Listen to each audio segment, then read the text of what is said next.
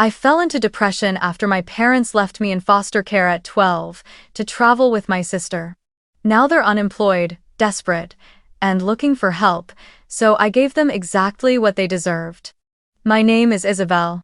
I grew up in Georgia, in a pale yellow 2-story house with a white picket fence and a small garden full of lavender, my mother's favorite. From the outside, everything looked so perfect it could have been printed on a postcard. But inside, I lived as if I were a guest unwelcome, barely acknowledged. I was the eldest of 2 daughters. My younger sister, Haley, 3 years apart, was the shining gem, the ray of hope, the princess of light, as my mother so often called her. Wherever Haley went, all attention naturally followed. My mother would kneel down to tie her shoelaces, smooth every strand of her hair, and speak to her in a voice sweet like honey. And me? I learned to tie my own hair at 8 and patch my clothes by 11. No one showed me. No one asked if I was hungry, or cold, or sad. The refrigerator in the kitchen was always covered in Haley's colorful drawings, smiling suns, clouds that winked, messy little hearts saying, "Mommy, I love you," all framed and proudly displayed. My Atlas math test? Folded into quarters and shoved into a drawer, forgotten.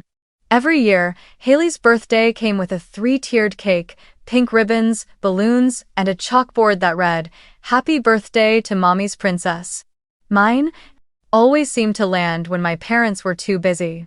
At best, a small cake rushed from the corner store and a dry, obligatory greeting, "You're older now, you should understand." Understand what? That love must be earned? That only the lovable get loved? I lost count of how many times I cleaned up the living room after Haley's tea parties with her stuffed animals. Or how many times I skipped art class to finish our group projects because Mom said, "You're the big sister, you should know how to sacrifice." The word obedient was used to erase every one of my needs. The phrase good sister was just a mask for burden. And mature became the excuse they used to overlook me. Even when I had a fever nearing 102 degrees, Mom just touched my forehead, sighed, and said, "Can you not fall sick right now? I'm focusing on Haley's dance competition." But I never blamed Haley, I never resented her.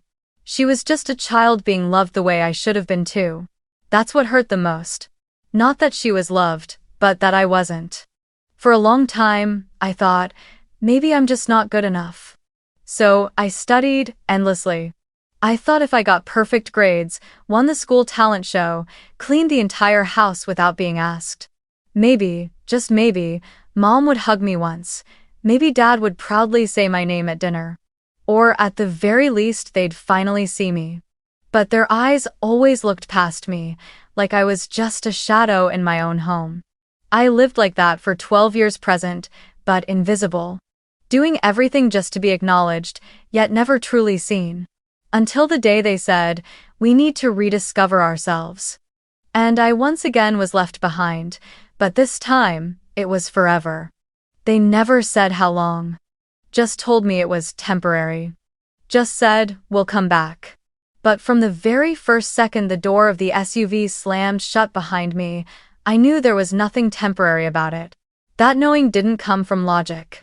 It came from the way my mother avoided my eyes, from my father's rushed handshake, and from the way Haley turned her head when I called her name.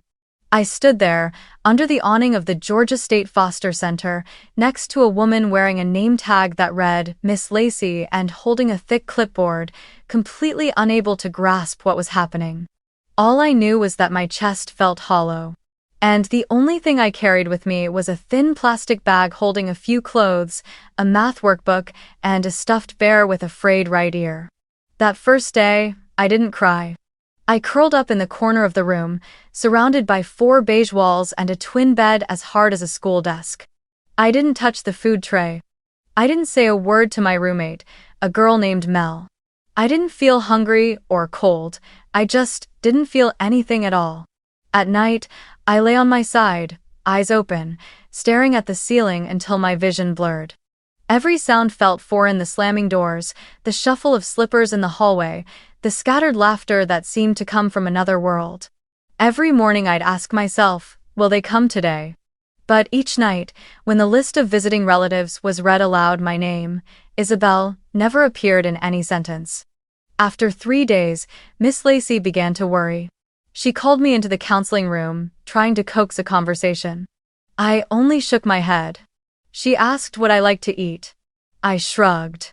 She placed a piece of paper and a box of crayons in front of me, told me to draw whatever I wanted. I picked up a crayon, but just sat there, my hand frozen, and eventually fell asleep on the desk like a child too exhausted to dream. She didn't scold me. She just gently laid a thin blanket over my back and stepped out, quietly closing the door behind her. And I, for the first time in my life, felt afraid. That I was starting to get used to being forgotten.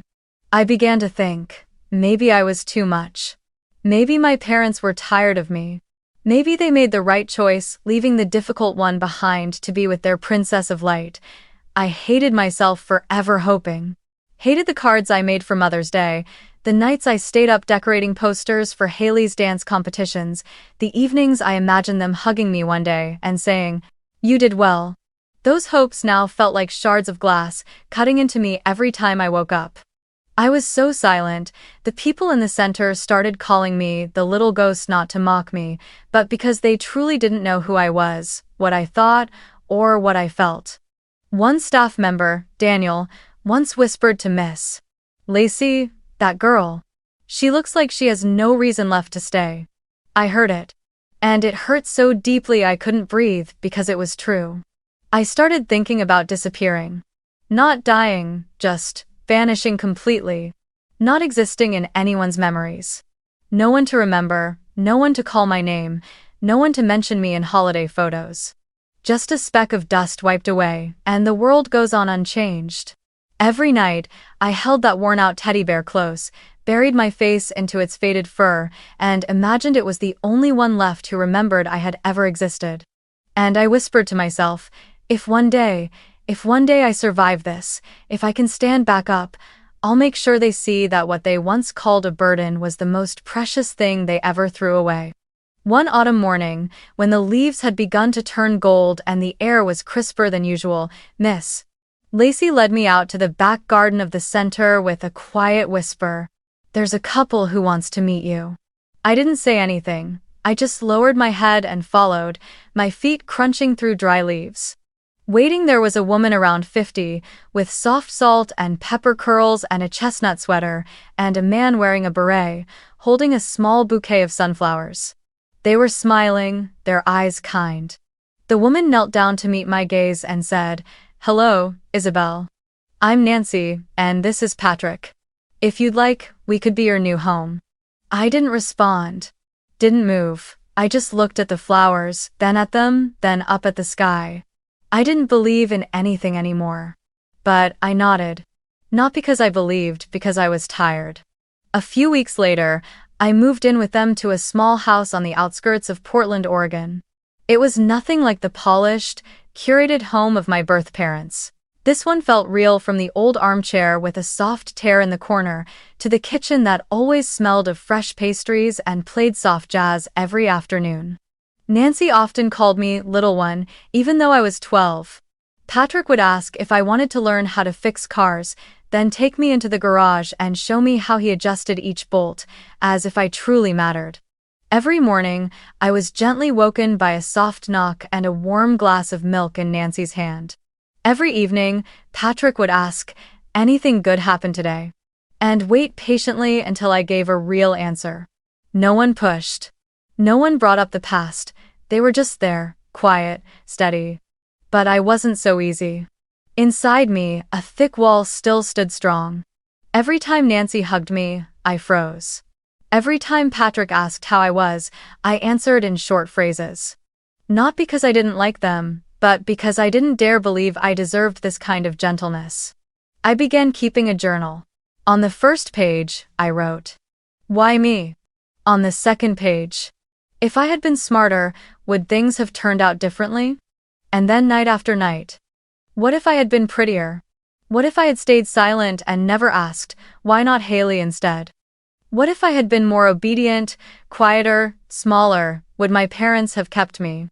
I didn't hate Nancy and Patrick. In fact, there were moments when my heart warmed when Nancy called out to me with a smile from across the room, or when Patrick made me hot cocoa and set it by my desk when I was tired. But every time I felt happiness, I panicked. I was terrified that if I let myself believe this love was real, one day it would disappear just like the last time, when I was left behind in the cold rain, clutching a torn plastic bag, without even a single backward glance. I tried so hard to be proper, doing all my homework, keeping my room spotless, helping Nancy bake, reading books with Patrick. I wanted to prove I was a child worth keeping. But I didn't laugh. I didn't complain. I didn't ask for anything. Because deep down, I still believed I was walking a tightrope and one misstep would mean being thrown away again. One night, while Patrick dozed off on the couch and Nancy sat knitting in her armchair, I slipped out onto the front porch, sat on the steps, and opened my journal. I wrote, "I don't know who I am anymore. I don't know what's real, but if one day I can stand on my own, I will do something no one ever believed an abandoned child could do." That night, I wrote all the way to page 39. And for the first time in months, I felt something faint, not hope, but resolve. Something quietly flickering inside me, like a small flame in a dark room. Not enough to warm me, but just enough to keep me from vanishing. I don't know when I began stepping out of the shell of doubt. Maybe it was the night Nancy let me choose dinner for the first time and nodded, even when all I wanted was pasta with tomato sauce. Maybe it was when Patrick handed me a small wooden box and said, "Inside is a car map of Oregon. You can keep it, if you want to know the way home." Or maybe it was the day I aced my math exam, and Nancy kissed my forehead and said, "You don't have to be good to be loved, but you really are brilliant." From those small moments, I started to believe just a little that I could exist without paying for it in silence. I threw myself into studying. Not to earn grades, but to earn the right to choose my own life. I studied like knowledge was the only ladder out of the shadows. The day I received the acceptance letter from Stanford, full scholarship, economics major, I sat frozen in front of the screen for 5 full minutes. Then I cried. Not loudly, just silent tears falling onto the keyboard. Patrick walked in, placed a hand on my shoulder, and said, "You did it. Not to escape the past, but because you deserve a new beginning." At Stanford, I wasn't the girl with the shattered past. I was the student invited to speak in sophomore personal finance class. The only student that year nominated for the Community Impact Project award thanks to an idea I developed for a financial guidance platform tailored to teens who had grown up in the foster system. I named it Revive, not just about money, but about trust, about worth, about giving a voice to the kids who were once considered excess costs. I traveled from place to place, sharing my story at student conferences and youth mentoring programs. I stood before kids with the same eyes I had at 12 and said, "You don't need anyone to validate your worth. You just need to live long enough to validate it yourself." It was during a volunteer shift at the public library that I met Jordan, a media major who read philosophy for fun and brewed coffee the French way. I was tweaking some documents when he silently handed me a USB and said, "I cleaned up your slides. They're clearer now." I looked up, surprised. He shrugged. "Not out of pity. I just hate bad design." And I laughed for the first time in months. Jordan never asked about my past. He wasn't nosy. He didn't dig. He just showed up at the right moment, with just enough depth. When I told him I had been abandoned, he only nodded and said, "That sucks, but that's not who you are. I like how you use your pain to rebuild, not to return it." I didn't get revenge on my parents with knives, tears, or begging. I got revenge through achievement. By letting the name Isabelle show up on the front page of the student paper, in invitations from venture capital funds, and in the stunned respect of people who once looked right through me. I still remember one night when Jordan looked at me and said quietly, "You don't have to prove anything, but if you still want to, just remember you're no longer proving it to them. You're proving it to yourself." And I smiled. Not the kind of smile used to keep people at a distance, but the kind that rises from deep within. In that moment, I knew I had survived, and I was about to begin winning. I never thought I'd end up on television. Not because I didn't believe in my abilities, but because I always thought people like me, kids who were left behind, who stayed silent in rooms full of noise, were meant to exist only in the shadows, never invited into the light. But during my senior year, after presenting my community finance project at the National Youth Summit, a television producer approached me backstage. She had a voice that was both gentle and razor-sharp. She said, "Your story could change how society sees abandoned children. Do you want to tell it?" I took 2 days to think about it. Then I said yes.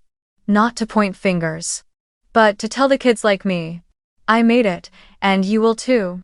The interview took place in a large studio in New York. They did my makeup, adjusted the microphone, taped wires along my back, but what made me tremble wasn't the camera. It was the one question I knew would come. So, what did your biological parents say when you became successful? I smiled, soft and slow. I don't know, because they never asked. And then I told the story. No embellishment, no blaming, just the truth. Abandoned at 12, taken in by Nancy and Patrick, rebuilt my life from less than nothing, and used that pain to create a platform that now helps thousands of other children. I didn't say their names, but I believed if they were still breathing, they would know they'd just been mentioned. And they did. In a small seaside town in Southern California, 1,000 miles away, inside a cramped rental house that hadn't had electricity for 3 months, Julia and Nathan were sitting in front of an old Sony television, the last item they hadn't sold. They were eating instant noodles and drinking tap water. At first, they didn't pay attention. But when the screen cut to a shot of me sitting beneath bright lights, introducing myself, Isabelle Carter, founder of Revive, teen financial literacy advocate, they froze. My father Nathan put his chopsticks down and leaned closer to the screen. My mother Julia gripped the edge of the table with trembling hands, eyes fixed on the television like she was seeing a ghost from the past. I looked so different. Long hair, a simple dark dress, composed posture, steady gaze, no longer the timid girl they had left standing in the rain. But they recognized me. Instantly. Nathan gasped, "Oh my God, is that Isabelle?" Julia didn't respond. She stood up, walked toward the television, as if getting closer could help her touch me. But I was just an image. An image smiling, sharing a childhood devoid of affection, thinking, my adoptive parents Nancy and Patrick, who taught me that I was worthy of love, no matter what my past looked like. In that damp little house, Julia began to cry, not because she was sorry, but because she realized I had made it. Without them, without naming them. Without letting them exist in the new version of my life. And in that moment, neither of them knew that what they once threw away had become the fire that could now burn down every last remnant of their old self-importance. Their home had already been flagged for foreclosure by the bank. Their jobs were gone. Nathan had been laid off from the construction company, and Julia had been unemployed for over 6 months since her travel blog collapsed after being exposed online as fake and accused of stealing donation funds. They survived by borrowing from relatives, spinning stories about being abandoned by their daughter to spark sympathy, but no one was foolish enough to keep feeding that lie. And now, as they sat there watching me appear as a symbol of rebirth, they knew the circle had closed. And they were on the outside.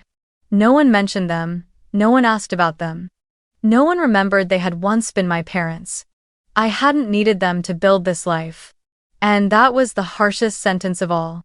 3 days after the interview aired, I received an email. The subject line was simple. From Mom.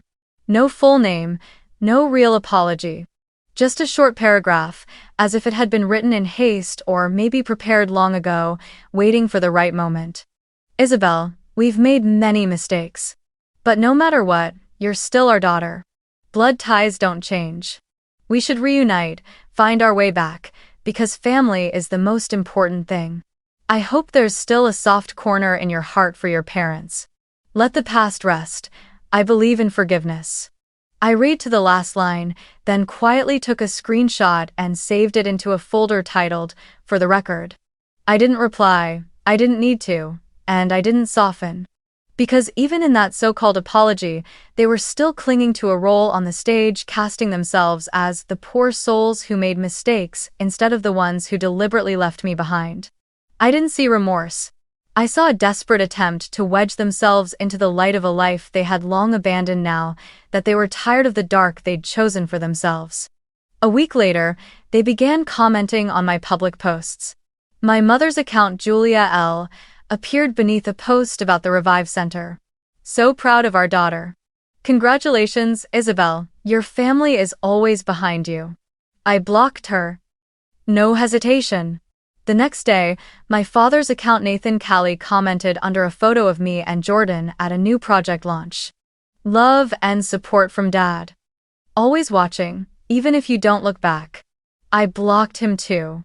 But they didn't stop. I started receiving strange messages from friends. Isabelle, someone messaged me asking about you. Got a weird account sending old pictures of you, said it was from when the family was still happy. Has for leavin'. One friend from my startup team called me late at night, confused. Should we respond to this person? They said they're your parents. They want to share some old photos to inspire the project. I gripped my phone tighter. A part of me had known this would happen eventually. But I didn't expect them to be this cunning, slipping into the role of victims, slowly dripping guilt into people around me, painting themselves as a broken couple undone by one thing. A daughter who got successful and forgot her roots. One day, I was called into the office by the HR director's assistant. She placed a printed email in front of me. I read the first line. Hello. I'm the mother of Isabelle Carter. We're concerned about the changes in our daughter's behavior after so many years apart. If the company feels it's necessary, I'd be happy to provide more information on family medical history, upbringing. I set the paper down, hands trembling. But this time, it wasn't fear, it was fury. It was clear they didn't want reconciliation. They wanted control of the narrative. When they couldn't be the loved ones, they chose to be the victims. When they couldn't take the spotlight, they crept in from the shadows. I stood up, looked the HR officer in the eye, and said, "They're no longer my family. If any more emails come from them, please forward them directly to my attorney."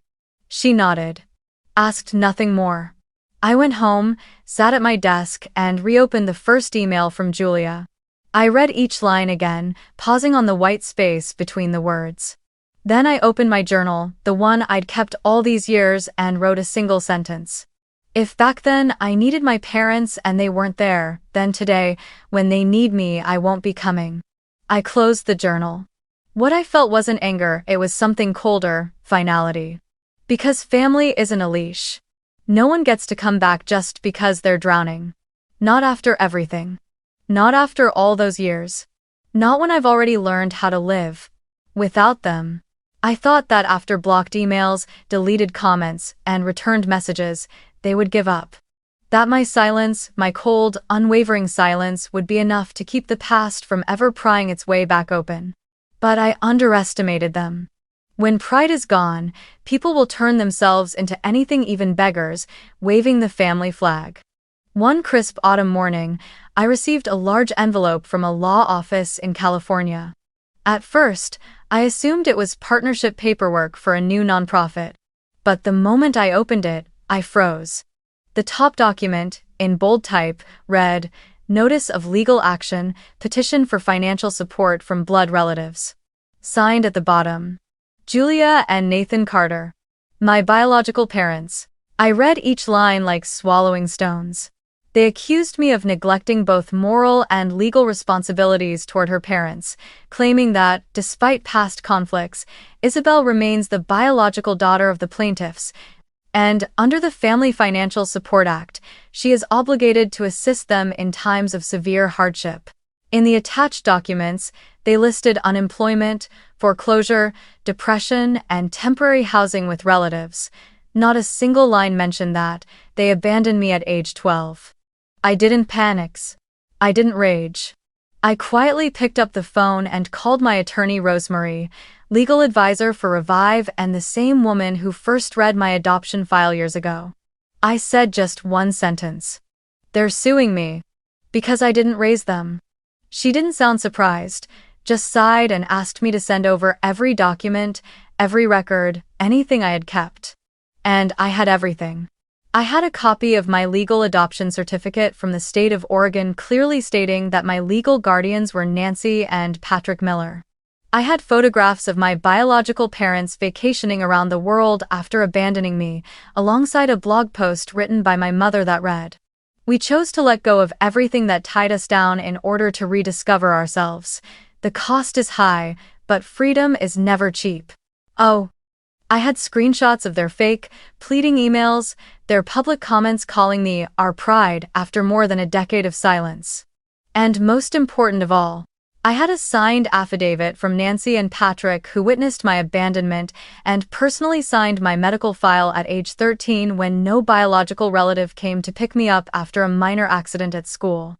On the day of the hearing, I sat silently in the courtroom.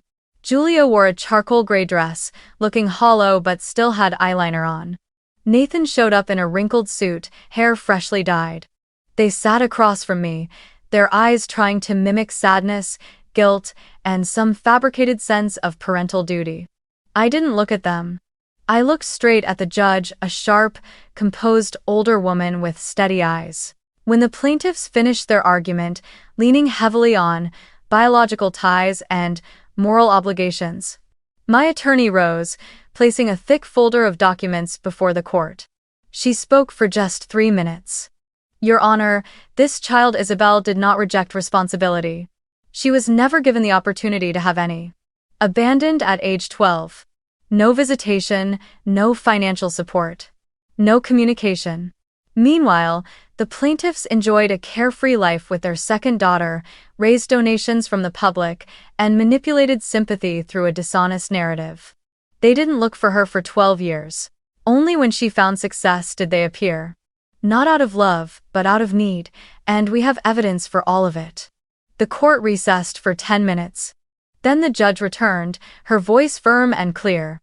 "The court rejects the petition. There is no legal basis to compel the defendant to support the plaintiffs. The law protects parents who have demonstrated care, upbringing, assistance, and who did not abandon their children.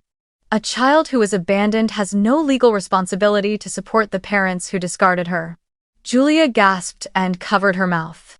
Nathan dropped his head to the table. But I didn't feel triumphant. I felt just. And perhaps, for the first time in my life, I felt like I had truly stood on the side of what was right.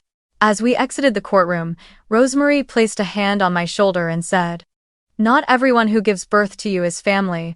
Today, you ended a bloodline and opened a soul line." I stepped outside. The air was crisp. But inside me everything felt warm enough, because I knew, from this moment on, no one could ever use the word parent to make me bow my head again. I had been silent for more than 10 years, silent when they left me behind, silent when they pretended to repent, silent even when they dragged me to court with trembling voices and a lawsuit soaked in moral pretense. But after that verdict, as I walked out of the courthouse into the blazing Portland sun, I knew it was time to speak. Not to retaliate, but to reclaim the story that belonged to me. 3 days later, I turned on the camera, set it up right in my home office, in front of a bookshelf, soft daylight casting shadows on one side of my face. No background music, no flashy edits. Just me and a story that had been distorted for far too long. I began with the truth. My name is Isabelle Carter. I'm the founder of Revive, a financial education platform for teens who grew up in the foster care system.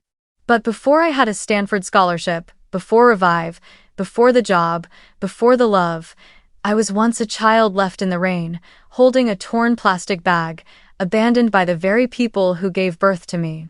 I told everything from how I was placed in foster care at 12, to the years I lived in silence, and then how I was adopted by Nancy and Patrick, two people who shared no blood with me, but showed me what unconditional love truly looked like.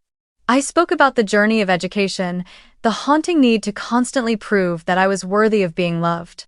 I talked about how my birth parents returned, pretended to repent, and then sued me for not giving them money when they were unemployed. I never said their names. But I told enough that anyone with a sense of reason could see what had really happened. And at the end of the video, I looked straight into the lens, my voice steady now. If you're watching this, and you've ever been abandoned, ever been labeled a burden, ever questioned whether you were even meant to be here, I want you to know. You are not worthless, they just weren't worthy of your love. And you don't need blood to have a family. I hit publish and turned off the camera. Within 24 hours, the video had passed 3 million views. My inbox was flooded with messages. The comments poured in without stopping. I was the kid left at grandma's house. Thank you for saying what I couldn't. I cried when you said, you are not worthless. They deserve to be exposed. You're the reason I no longer think of myself as a mistake. But then, it didn't stop at emotion. Some internet users, especially groups that expose scammers on social media, began digging into Julia and Nathan Carter's past, and what they uncovered was a dumpster fire. One Twitter user posted, "Wait, isn't this the couple who crowdfunded a global trip back in 2012 under the pretense of losing their child and searching for healing? Here's the blog link." Others found my mother's old travel blog photos of dinners in France, yoga on Bali beaches, captions like, "Letting go of burdens to breathe with the universe." Under each post was a GoFundMe link. "Support a grieving couple find light again." I didn't say a word. But the internet didn't stop. Reddit exploded with threads exposing them. Julia had allegedly borrowed money from a community organization and vanished. Nathan once ran a travel company and reportedly abandoned clients mid-tour, disappearing with their payments. Former friends and colleagues chimed in. I always had doubts about the missing child story. So, they abandoned their daughter, then spun the grieving parents' narrative to milk sympathy. People who had donated were furious. Some threatened lawsuits for emotional fraud. Platforms like GoFundMe began reviewing Julia and Nathan's full fundraising history. As for me, I stayed quiet. Saturday on the balcony of my apartment, holding a cup of hot cocoa, watching the rain, not the rain from when I was 12, but today's rain. A clean rain, one that didn't taste like tears. Nancy called and simply asked, "Are you okay?" I smiled. I'm being defended. For the first time, it's not me who has to carry the weight alone. My nations, that media storm wasn't something I created. But I sparked it, and this time, what moved people wasn't flowery words, wasn't shallow morality. It was the truth. Just a girl who was once abandoned. Standing up, and telling her story. And when that light spread, no one could hide in the shadows anymore. That weekend, while I was organizing training materials for a workshop at the Revive Center, a colleague scrolling through her phone suddenly exclaimed, "Isabelle, have you seen this?" I walked over and looked at her screen. The Reddit headline read, "GoFundMe terminates Julia and Nathan Carter's account for fraud and misinformation." I stared at the words, then quietly sat down. A few days later, the media followed. Once, inspirational travel bloggers accused of abandoning daughter and defrauding donors. The Carter family, from healing icons to hollow illusion, daughter breaks silence behind happy family photos. The conversation was no longer a whisper, it was a wave. It crashed down, ripping off the mask they had so carefully held onto all these years. Julia's Instagram account, once followed by over 30,000 people for its beachside, yoga poses, and faux spiritual quotes, now had only a few hundred. Her old posts were flooded with comments. "This is the woman who abandoned her kid? Shame on the word mother. Return the money to the people you manipulated." The travel blog was wiped clean. GoFundMe issued a formal statement suspending all campaigns associated with them, freezing the account, and launching an internal investigation. A message came to my phone from Haley, the little sister I once looked up to like a stage spotlight. It was short. "They're living in a car now, no one will take them in." I didn't reply. I didn't feel relief. I didn't feel victorious. Only a strange emptiness, as if the wall I'd built for years to keep out the pain suddenly had no reason to exist anymore. I knew they were living in an old car parked behind a lot on Portland's west side, avoiding the public eye. An old friend of my mother's posted on Facebook, I once gave them shelter, but after everything, I can't enable the lies any longer. They're not sorry, they're just angry they got caught. Nathan had called my aunt someone I haven't spoken to in years, begging for a place to stay, claiming Isabelle made everything up. My aunt hung up after 2 sentences and later told me, her voice unusually sharp with disdain. They're not parents, they're failed actors looking for a stage. End quote. One evening, I drove to the northern coast of Portland. The air was cool, clouds thick, but the sea still shimmered with a light of its own. I brought my old journal, the one I'd started back when I first moved in with Nancy.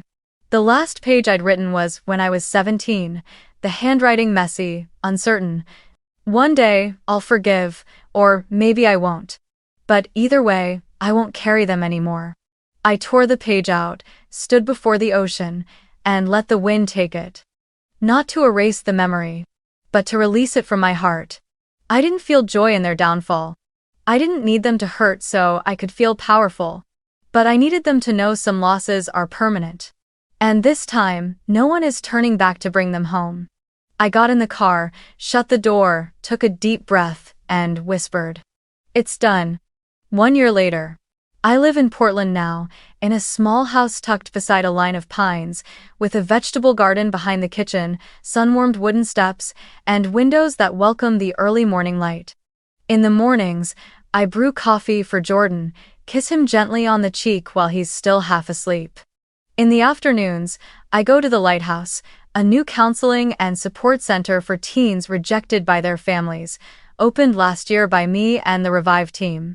There, I'm not the CEO of $1 million startup or the inspirational face in magazines.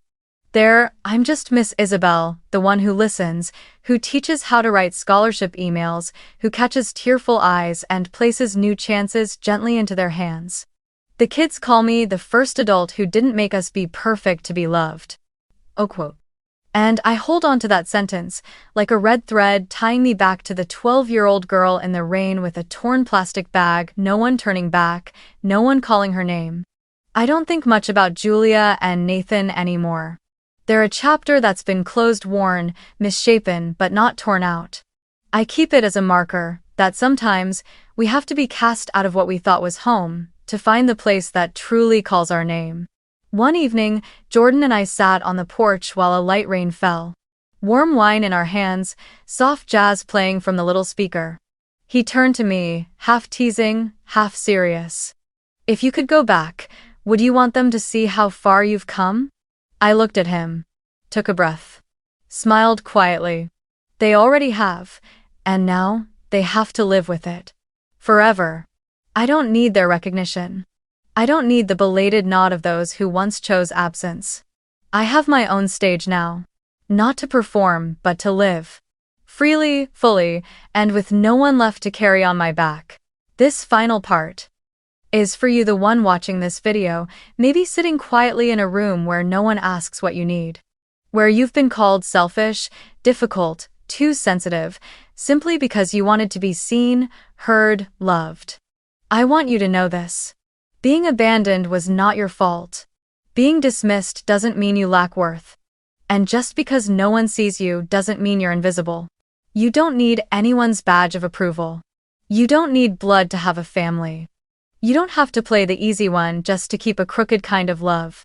You can build your own stage. Step onto it. Stand tall. And if you must, step off it before someone else pushes you down. And if you've ever been treated like a tool only useful when needed, leave a comment below. I don't carry anyone anymore. I'll read every single one. And I'll remember that we are not alone, not meaningless, and no longer bound by any past that tried to erase us.